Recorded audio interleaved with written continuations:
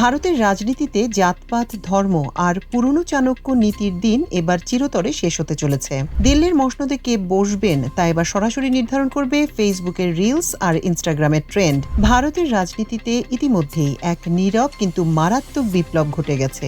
2029 সালের সাধারণ নির্বাচনে ভারতের ভাগ্য নির্ধারণের চাবিকাঠি এখন কোনো পোড় খাওয়া রাজনীতিকের হাতে নয়, বরং এদেশের ডিজিটাল জেন জি প্রজন্মের মুঠোয়। সম্প্রতি নিট পরীক্ষার প্রশ্নপত্র ফাঁসের বিরুদ্ধে ককরোচ জনতা পার্টি বা সিজেপির যে তীব্র ছাত্র আন্দোলন ভারতবাসী দেখেছে তা কেবল ট্রেলার ছিল। আসল সিনেমা মুক্তি পাবে 2029-এর লোকসভা নির্বাচনে।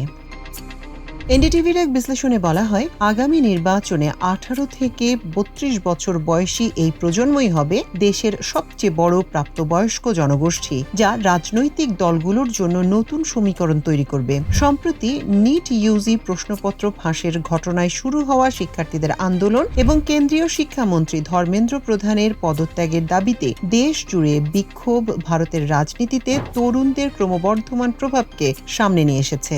শুরুতে পরীক্ষা নিয়ে অসন্তোষ থাকলেও আন্দোলনটি পরে শিক্ষা ব্যবস্থায় স্বচ্ছতা, জবাবদিহি এবং তরুণদের ভবিষ্যৎ নিয়ে জাতীয় আলোচনায় রূপ নেয়।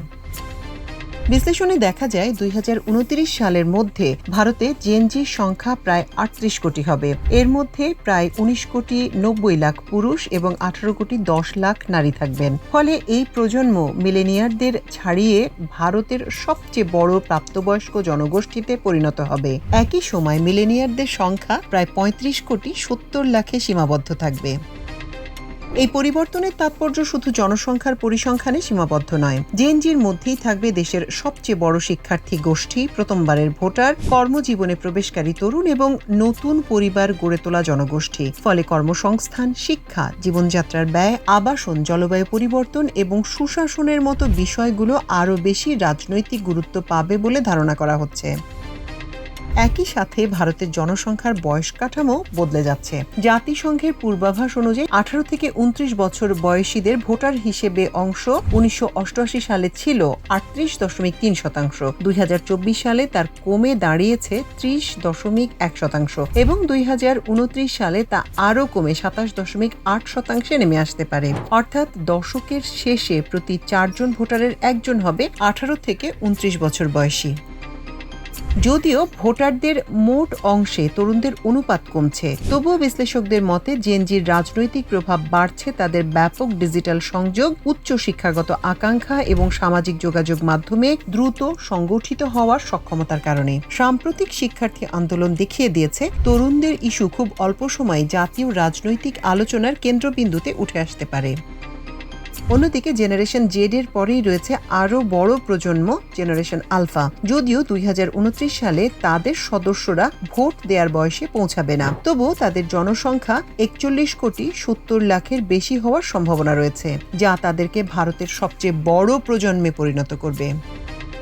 বিশ্লেষকদের মতে ভারতের জনসংখ্যা ধীরে ধীরে বয়স্ক হচ্ছে, শিশুদের অনুপাত কমছে, অন্যদিকে 45 বছর বা তার বেশি বয়সী মানুষের সংখ্যা বাড়ছে। এর ফলে দেশের দীর্ঘদিনের ডেমোগ্রাফিক ডিভিডেন্ড বা তরুণ জনসংখ্যা সুবিধা ধীরে ধীরে সংকুচিত হতে পারে। এমন বাস্তবতায় জেনারেশন জেড এমন এক সময় প্রাপ্তবয়স্ক হচ্ছে যখন তারা একদিকে দেশের সবচেয়ে বড় প্রাপ্তবয়স্ক জনগোষ্ঠী, অন্যদিকে সবচেয়ে বেশি ডিজিটালভাবে সংযুক্ত ও রাজনৈতিকভাবে সচেতন প্রজন্ম। তাই 2029 সালের নির্বাচনে এই প্রজন্মের সমর্থন অর্জন করার রাজনৈতিক দলগুলোর জন্য অন্যতম প্রধান চ্যালেঞ্জ হয়ে উঠতে পারে। সাম্প্রতিক নিট ইউজি আন্দোলনও ভবিষ্যতের সেই রাজনৈতিক বাস্তবতারই একটি প্রাথমিক ইঙ্গিত হিসেবে দেখা হচ্ছে।